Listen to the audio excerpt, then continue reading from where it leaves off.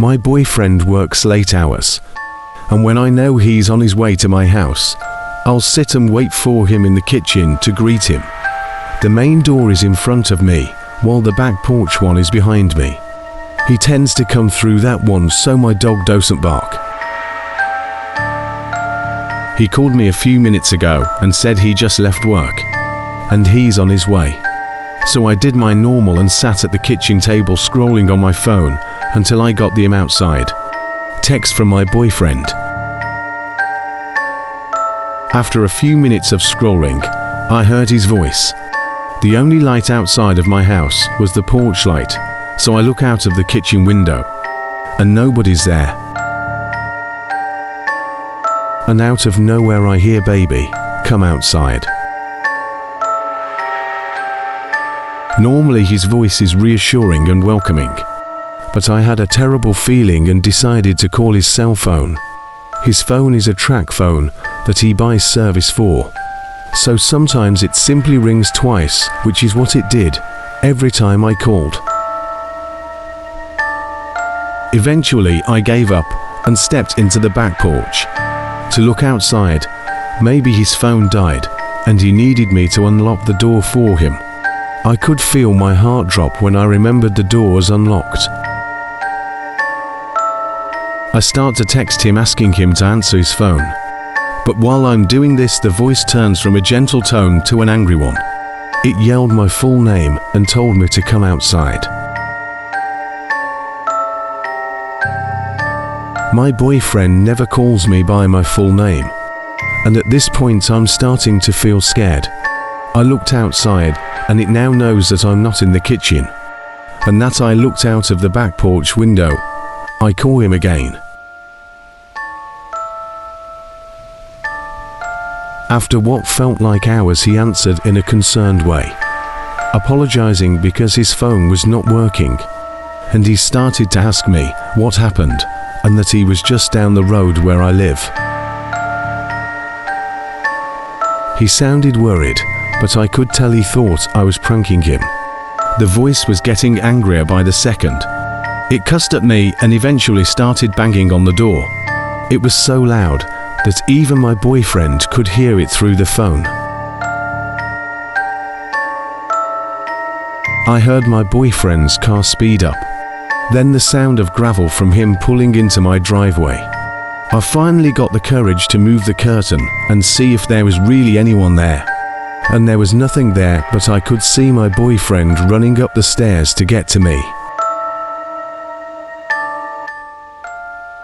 Once he got in the voice, and the banging came to a complete stop, I stood shaken while he looked around my yard to see if someone was there, but no one was near the area. We didn't sleep much that night, and eventually we plan on moving somewhere that's far from that home, which some of my family friends said it was maybe a ghost or a skinwalker, or just someone pranking me.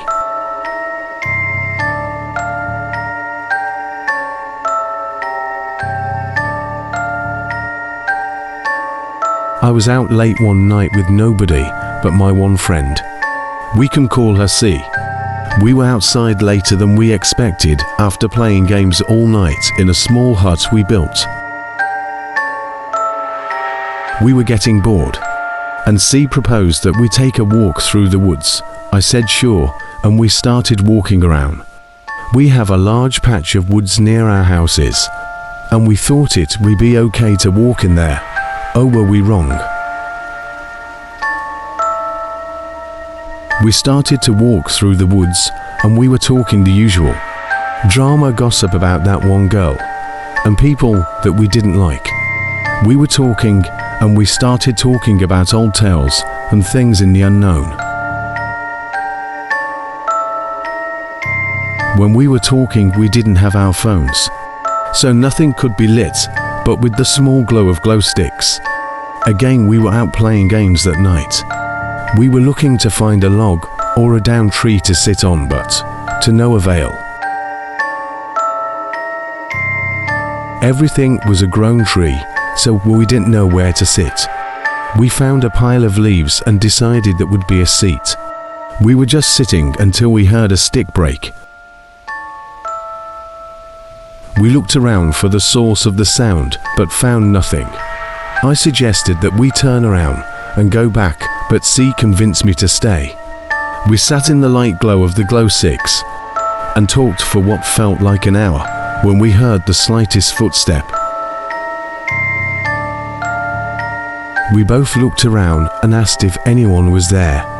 Me and C aren't the people to get creeped out by that kind of stuff very easily, so we just brushed it off as nothing. We used the glow sticks to light the way as we looked around for anything that could be there, and all we found was a hoof print next to something which was not quite human. C looked at it and said it was probably a horse and a person from earlier that day, but I said there wasn't any rides that day. I know that there wasn't any rides here today. I thought to myself, I didn't see them enter the woods. I closely inspected the handprint and C was looking around for the broken stick. C was looking, and then we heard the blood-curdling scream. From down the trail we found, we looked at each other and figured, oh, a coyote, no problem. I was looking at the prints closer and put my hand in the not quite human one, and it was a total shock. The print that I saw is a slightly bigger hand than mine, but with the same marking and fingerprints. She looked horrified when the next scream broke out, sounding just like her, but louder, way louder. See, my friend was never a loud person, so it scared me when she screamed like that, but it was like an echo when I heard the thing down there scream. I was terrified, but I looked at her and made sure she was okay. She was scared, but she told me she was okay. I was a bit worried about the look in her eyes. Being friends for 5 years, that's the look that tells me I should be scared too. The thing sounded almost exactly like her. I yelled something back to it, and it told me to come to it, that it wants to see me. I said, "Why are you doing this to me, C?" The thing said, "Because I just don't need you any more." She looked at me with the most serious look on her face and said, "It knows what I think. I knows what I see." I look at her and say, "Well, good thing I don't need it either." She looks back at me and goes, "We need to get out of here before she's gone." Some kind of substance on the ground. I cry, but know I need to run for her. I run deep into the path and hear her screaming, quietly. I knew for a fact that that was her. I go into the woods. She's there and I ask her the safe question. She gets the answer correct. I'm happy and we sprint out of the woods. We see the light glow of the eyes on that monster. It screams as fire takes the body of it. Although, who was that, and why do I feel a sense of fear around her now?